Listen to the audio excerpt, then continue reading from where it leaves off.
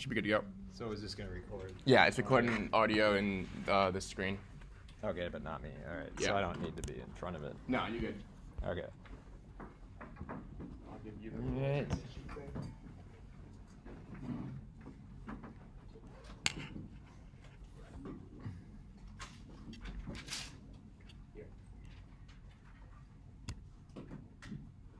There we go. Hey, everybody, welcome. Good turnout, given the weather. Good job. So my name is Matt Will. I'm a psych faculty, and I'm a behavioral neuroscientist. So the next three sessions, next 3 weeks after me, you'll hear from other neuroscientists from the psych department. And I try to rotate them every semester, so I kind of forget who's coming up. But I know one's going to be talking about sleep, neuroscience of sleep, and maybe neuroscience of memory. But I'm not sure about the fourth one. So my area of research actually is not related to psychedelics, but it interests me, so I kind of just started talking about it in one of my courses, and then I just kept up with it, and I thought you guys might be interested in it. I study drug addiction, so it's kind of related because psychedelics have been used to treat drug addiction. I would talk about that a little bit. But yeah, it's just a fascinating thing in terms of in medicine and psychology and research, and so it has a lot of implications across the field that I'm in, psychology and neuroscience, and it's hopefully going to keep trending the way it has. This is just showing you the clinical trials that have been done, and so as you probably know, maybe you've seen it in the news or you read science news once in a while, but there's definitely been an uptick in research that's studying one of the many psychedelics. So psilocybin, the psychedelic compound in mushrooms, and then MDMA, ecstasy, and then LSD. This is just showing you the clinical trials that are currently going on up to 2021. So of course, what happened, before that? Why were we at such a low level? And if you saw this going, some of the earlier years here that you guys probably can't really see that very well, but maybe. So it would be a flat line. There'd be no research, no clinical trials really. Maybe 2010 was actually the first year they had some clinical trials. So this is interesting, and you might ask, okay, these have been around, right? These are synthetic compounds. This one's found, in mushrooms you can find anywhere, if you know where to look. But what was going on ahead of this, or back in time? So here's this very odd-looking graph, but I thought it was kind of interesting. I think these are supposed to represent some factory or production or something, but the first synthetic, so LSD was the first one to be researched, and that started in the 50s, and there was a lot of, Alex Hoffman discovered it, and he started just sending it all over the place, all over the world. You could get LSD if you're a psychologist or even just maybe a wannabe psychologist. You could order your LSD pills, and he would send them to you. And so, a lot of clinicians got their hands on it, and they started doing therapy assisted with LSD, and that anecdotally was very promising. And then what happened, of course, with the Nixon administration, that came in and decided to declare war on drugs, right? So that shut down, and there's some good movies, good documentaries that take you through the details of all that. So that was shut down, and then 1996, these researchers, Matt Johnson and Roland Griffiths, decided we're going to try to see if we can get a research protocol using psilocybin approved, because just for research, because it was Schedule I, it still is, and that means it has no scientific value, it has no research medicinal benefit or research value. So it's just some compound out there with no use, only bad things associated with it. So, but they decided to see if they get it approved, just to do a simple study giving psilocybin to subjects, normal subjects, kind of like a safety test. And that's usually what happens first in clinical trials before you do a trial where you have a drug that you think is really promising for addiction or depression.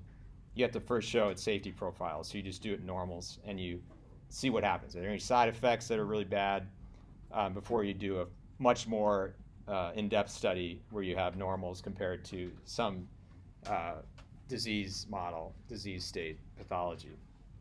So they got it approved, and so they did this study, and it was published in 2000. They started, it took a while, and it was, I think 2006 actually was before the paper came out, and the subjects in the study reported, now again, they're normals, right? So they're not depressed, they're not addicted to anything, they don't have PTSD, but the data showed that they found it to be the most significant event of their life. Many of them said that. That was, the day after, or maybe the evening after they did it. But then they followed them up months later. What are your memories? What are your thoughts? How do you feel about that experience? And they still said, it's up there with like maybe whatever else is like a top significant event in your life. Getting married, having your first child, something like that. And so that was impressive, and it was also pretty safe. So no horrible side effects. And so this has been then going upwards since then, with mainly the work at Johns Hopkins, and then other universities and other researchers started to follow suit and try to get approved to do some studies, clinical studies on humans, and then also animal models, which we'll talk about at the end.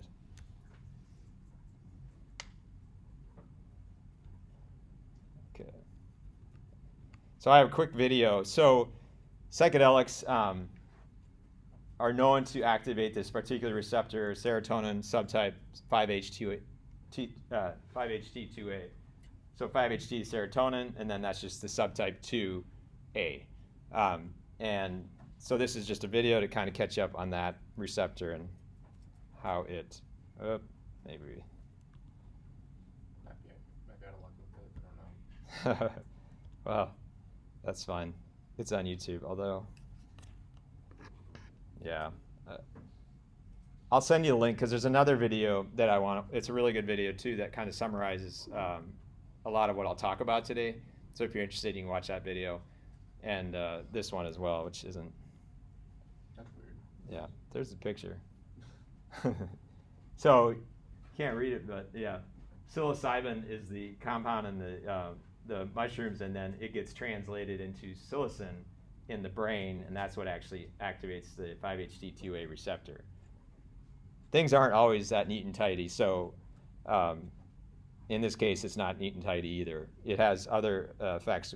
So typically, when you have a compound, unless it's been synthetically created in the lab, it's going to bind to more than one receptor, and so the 5-HT2A receptor is just one of the receptors. But probably most of the properties, the effects of the psychedelics act through this receptor. But they might also have other effects outside of serotonin, especially at this receptor. So yeah, how does it work? So the idea is, and of course this is like the leading theory on the mechanism of how psychedelics work and do their thing, whether you think, okay, in the past just recreationally, that's what a lot of people just think of magic mushrooms or other psychedelics are just recreational drugs. But of course, if you knew your history, you knew there was some very strong evidence about potential medicinal value, right? And if you guys want to ask questions, feel free to interrupt me, just raise your hand or just yell out. So this is a neuron. This triangle here is a neuron, and it's showing you the 5-HT2A receptor, and then you have the actual serotonin neuron coming from the brainstem into the cortical layers. So here you've got two cortical layers, and you can just see that the psilocybin is going to have a excitatory effect on that 5-HT2A receptor, so activate it, which will then cause certain intracellular things to go on that we're not going to get into today. And so psilocin, the psilocybin metabolite, and then LSD and DMT, another psychedelic, all activate that receptor. And then over here, you've got just some other, just kind of just to show you, you know, what these known psychedelics, ketamine's another one, what they, you know, tend to, or what they have been found to affect in the brain. So again, just to emphasize that it's not only just that one action at that one receptor in the brain that's doing or producing those effects of these psychedelics. You've got a lot of things, you know, these are a lot of immune cytokines, stress hormones, and so it's just kind of a list. This is not something you'll need to know for your quiz later this month, but just to show you how many different things have been shown to be affected by, you know, infusing these drugs into animals. A lot of this probably is from animal work, but you could, of course, collect blood for humans and look at those things. And then the effects of the different psychedelics on different transmitter systems. 5-HT receptor, of course, is one commonality between all of them, but you see some other neurotransmitters being affected, including dopamine and some muscarinic receptors.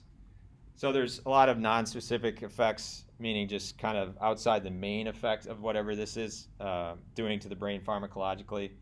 There are a lot of other effects. So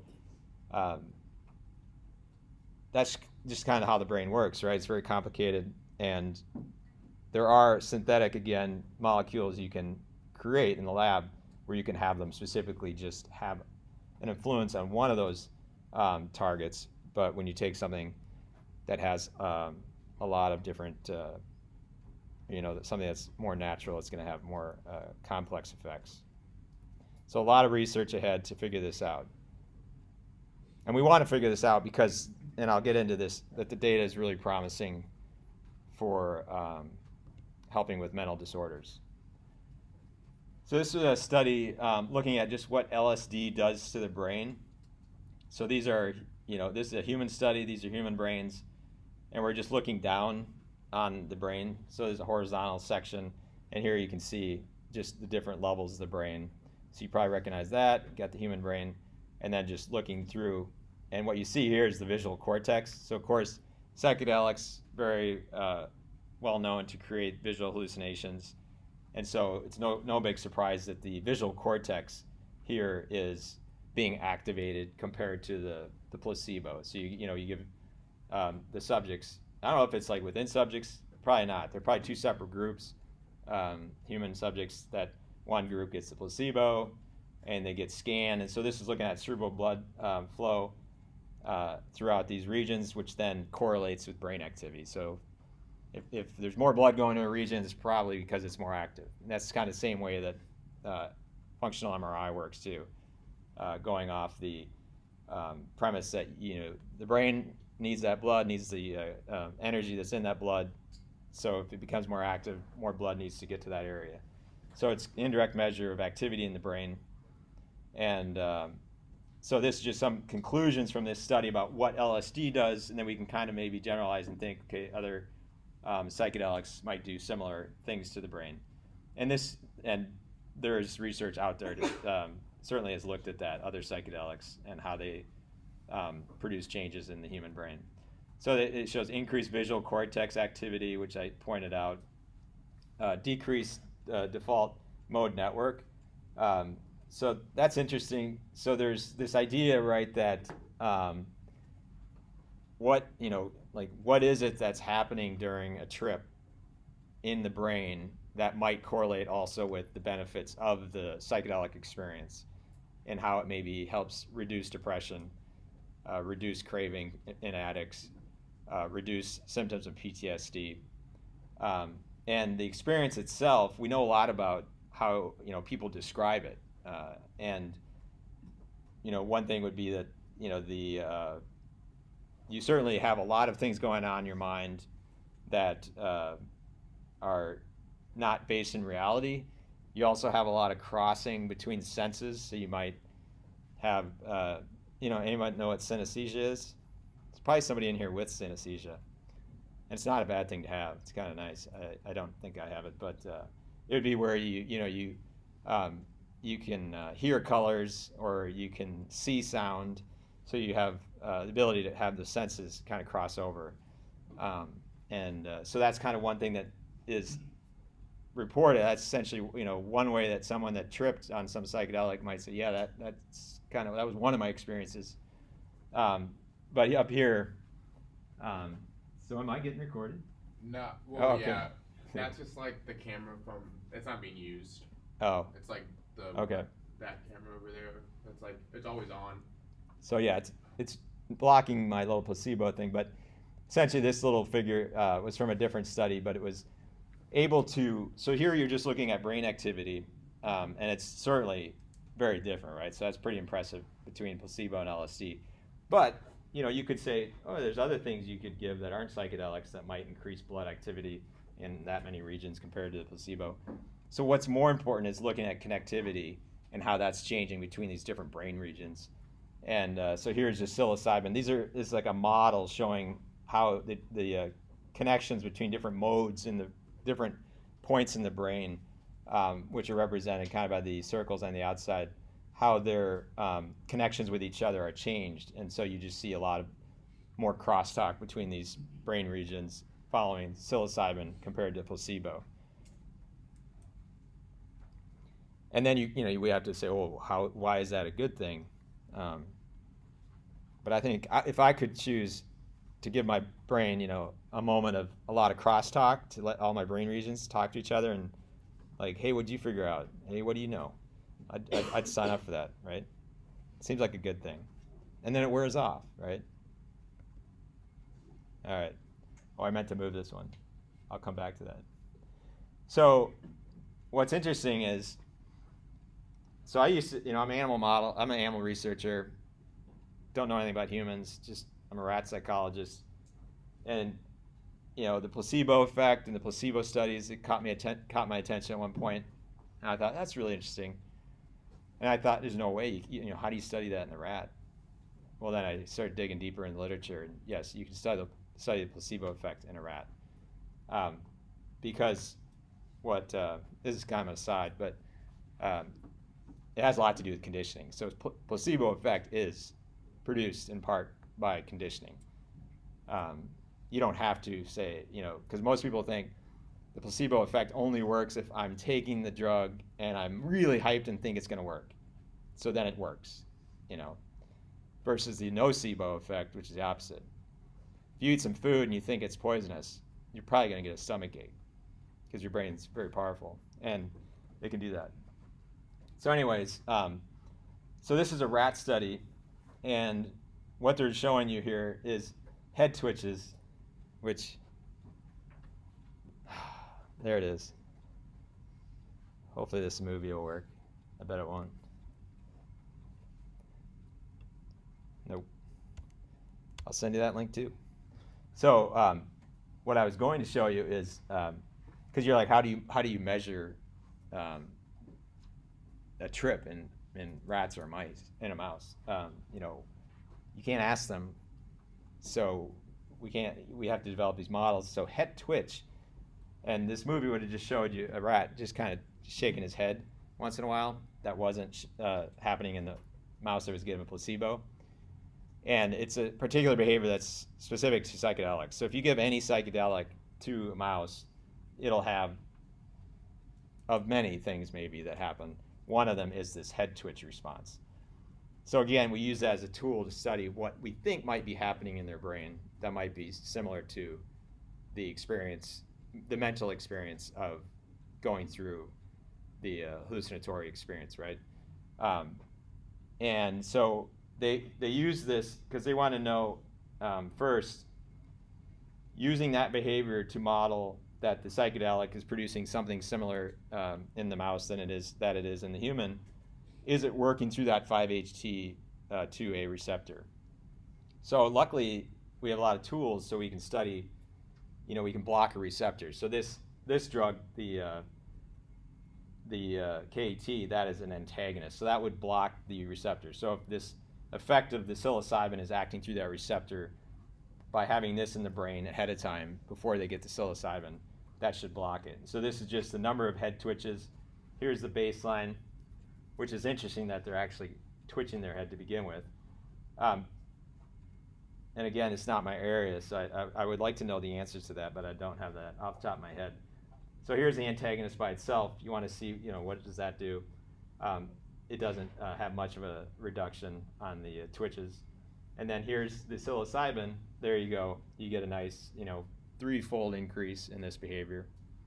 And then the 5-HT2A receptor blocker ahead of time before the psilocybin brings it down. So at least a portion of that, and this is a significant drop, a portion of that effect that they're measuring behaviorally, we can say now, okay, that's actually mediated by that 5-HT2A receptor. So that's cool. And of course, they did many other things in this study as well. So the interesting question that some groups started to ask were, because pharmacologists, they can take a drug, right, and manipulate it and tweak it, till doomsday, and just keep testing these different isomers of the original compound. So they start with, psilocybin. They look at the structure of it, and then they start messing around with it and see if they can find out what this little change in the molecule does versus some other change.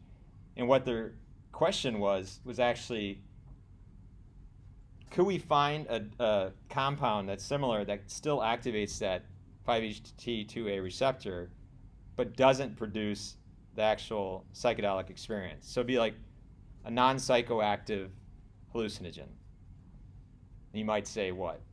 What would be your first reaction to that? I'm confused. Could you explain that again? Sure.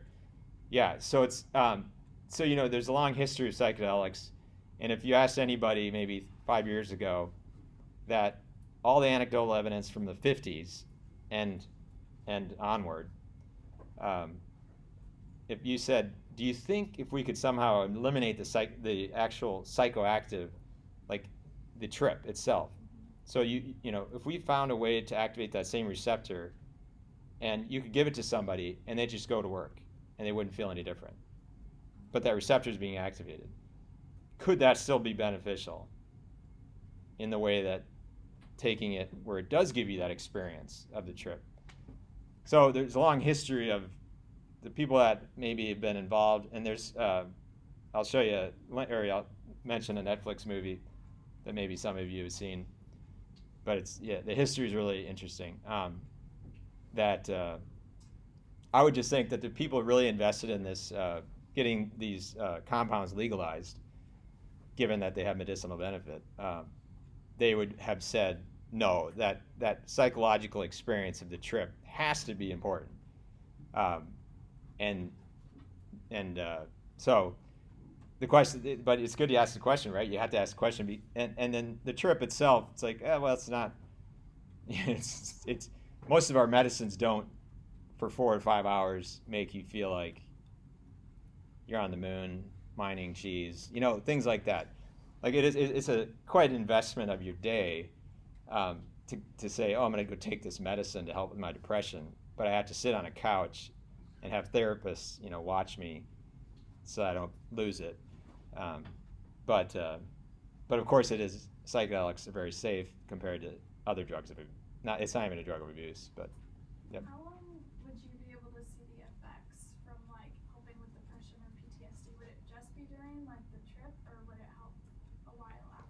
Yeah, so that's one of the probably maybe most remarkable things about it compared to other psychotherapeutics is that it lasts months.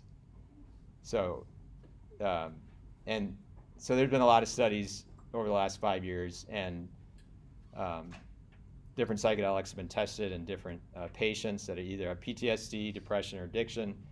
And in the subjects where it works for at least, I don't know, maybe months, but certainly not something you'd take every day. Like most medicines you take every day, sometimes twice a day.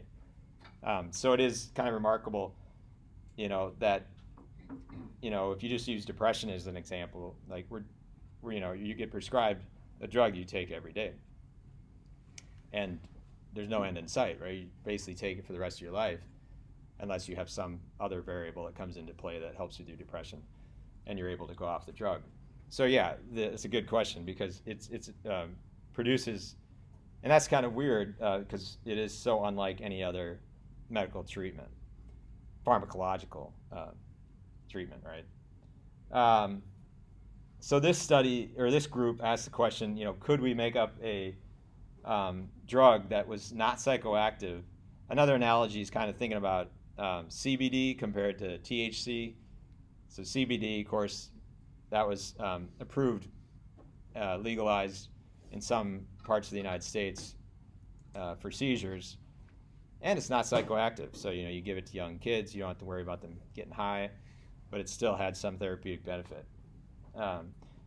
So this group was out to search for that compound, some altered compound that was similar to a psychedelic but not psychoactive, and they used this this cool tool called Cyclite, which basically it's like a real-time measure of fluorescence when a neuron becomes active. So you can follow the activity of neurons by how much they fluoresce. And so the Cyclite let's see, conformational changes into fluorescent readouts, suggesting that the Cyclite may be uniquely suited for detecting these. So that was their tool to detect how are these different compounds affecting this receptor. And so what they're looking for, I gotta see what's on my next slide here. Whoops. Okay. So what they're looking for are they want I forget what's on the axis, but essentially they want something that can bind really well to the receptor, but it's not psychoactive, and that would be the head twitch. And they have some other models too for measuring depression. And these are very well characterized models in mice and rats, where you can model, a rat that's depressed has symptoms similar to human depression. But I'll show you some examples. The other thing they looked at was, they knew psychedelics had this effect on a dendritic branching. So, neurons have these dendrites, and so here's the vehicle, and here's their, this is one of their compounds they created that they hope is not psychoactive, but still has the similar effects of the psychedelics that are psychoactive. And so the dendritic branching, which is a good thing, have your dendrites sprout out more, that happened with this compound. And then that's this graph here. You don't have to really look at it too closely. And then they also did a model of depression where you basically put a rat or a mouse into a little pool of water and see how long they struggle. And if the rat's depressed, they're going to quit struggling sooner. Whereas if they're not depressed, they're just going to keep struggling, eventually maybe get out. Although I don't think they do get out. Then they'd be lost in the lab, right? So it's just how they're good at floating. So once they stop struggling, they don't sink, they just kind of float. They just kind of have to calm down. So they did this test, and they also showed that this compound, so it increased dendritic branching, which was cool.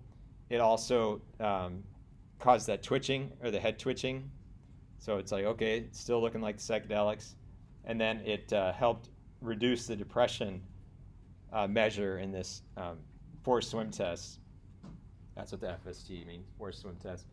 And so, the profile of this was looking good, in that it looked like it's, and they were actually, with the Cyclite, that's what they used to determine how well it bound to the actual 5-HT2A receptor.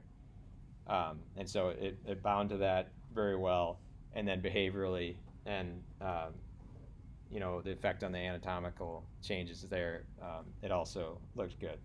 So they had maybe even 100 different candidate molecules that they were testing through all of these different assays to search for something that wasn't psychoactive. So it's promising that, again, when you think about these natural compounds that you can get pretty freely that are Schedule 1, so psychedelics and then marijuana, the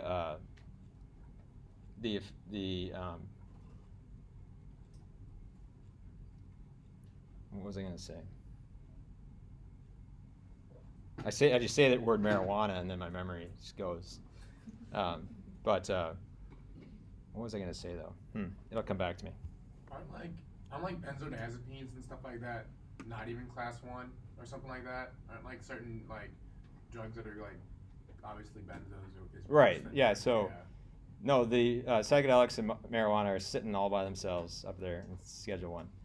So benzos might be Schedule 3, but maybe they are Schedule 2. So morphine, opioids are Schedule 2. So opioids, we're an opioid epidemic, and yet, yeah, they're not declared as dangerous as marijuana or mushrooms or other psychedelics.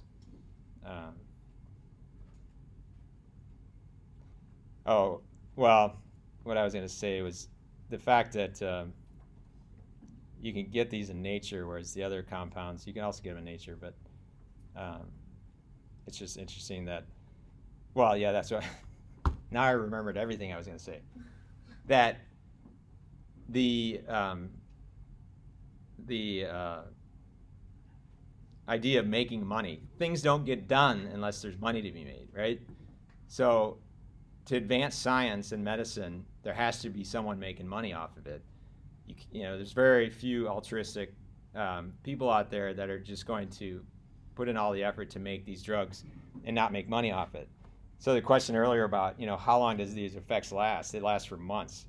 So even if you had a medicine that was a psychedelic that you could prescribe and some company could make money off it, you only have to take the pill every 3 months. Well, they're not going to sell many pills. So I guess they could, really crank the price up on that pill. And so I was like, well, this, I was just trying to think, a few years ago, like, where is this headed?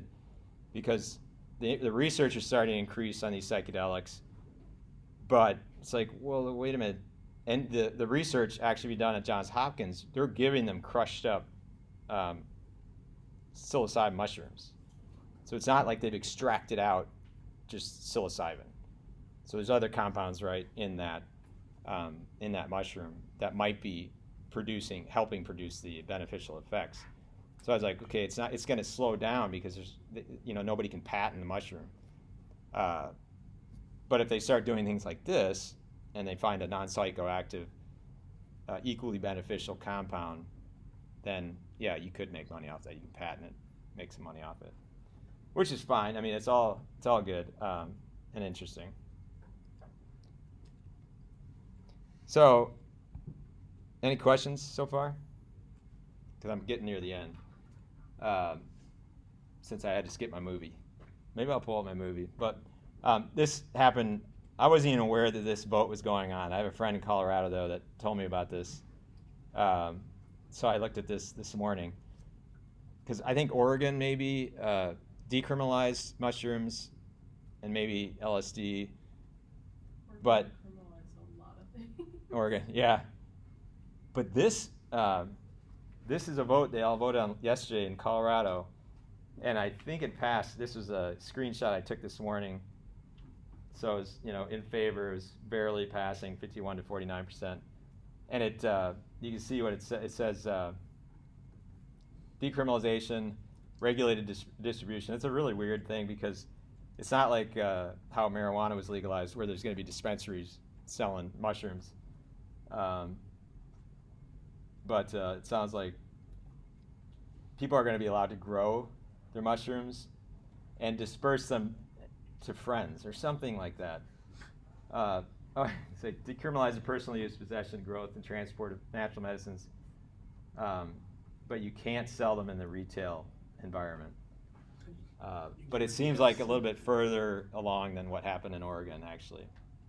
So it looks like it's passing. And that will be interesting because it allows the professionals, the clinical psychologists, psychiatrists to actually use these psychedelics in their therapy. So it's, going back to where things left off in the 60s, because I think a lot of therapists were using psychedelics and seeing a lot of promise, and then now it's finally coming back, 2022.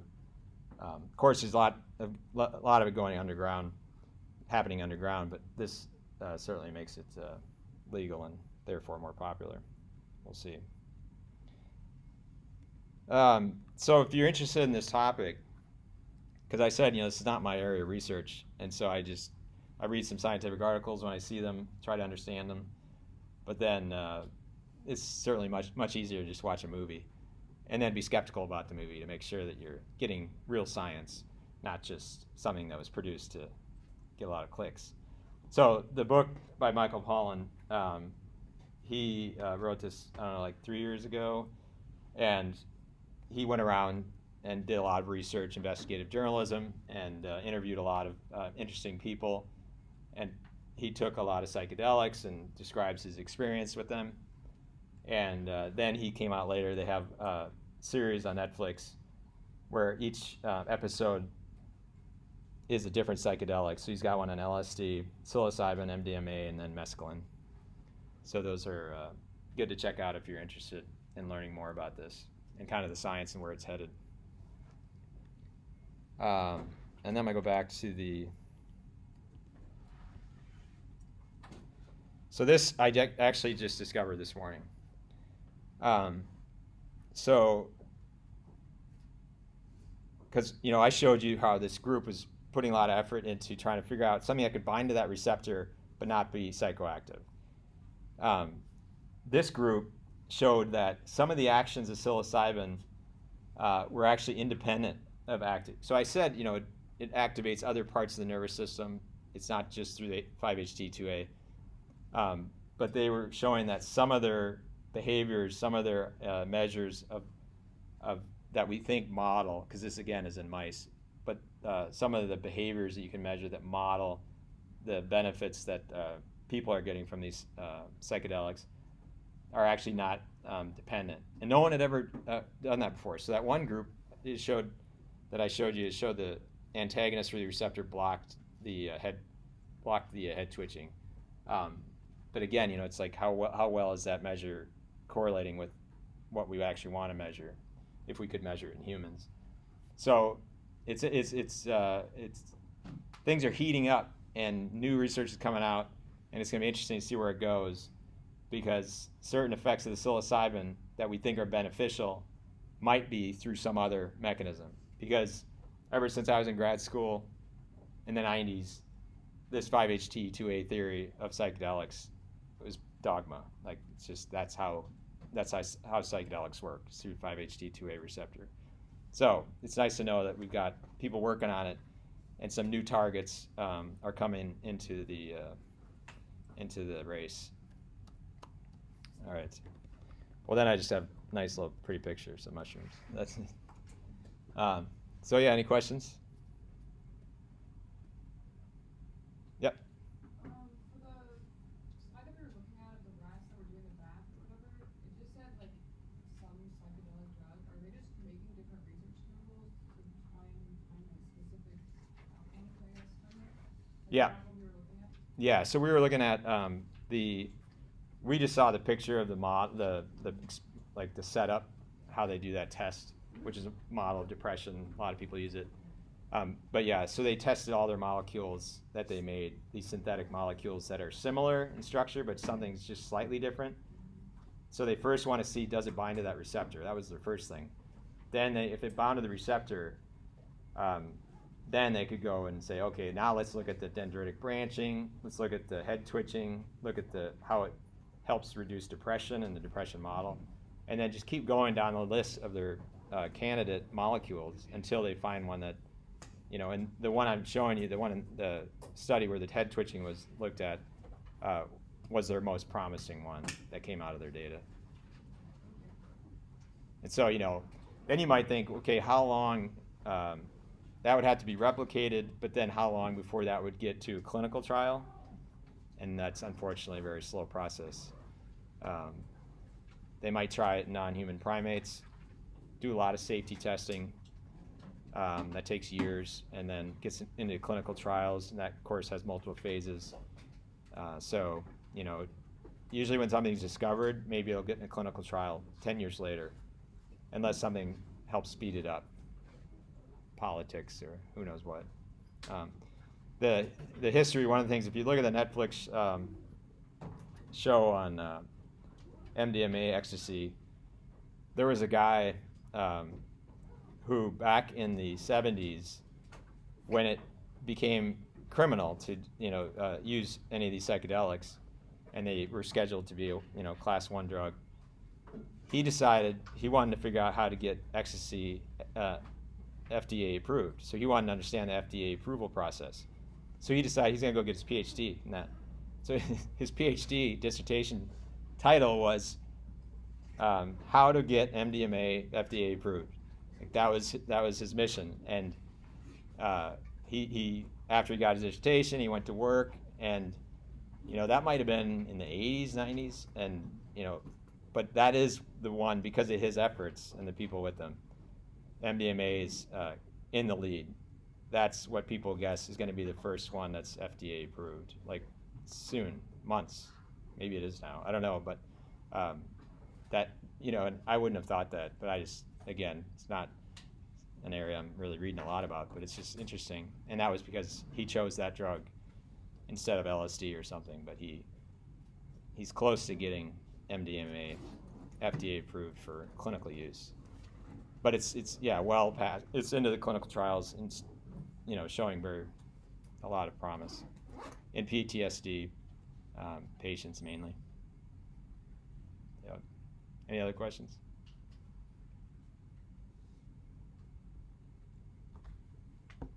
All right, so look for the links. I'll put out links that are pretty informative if you find this interesting. All right, thanks.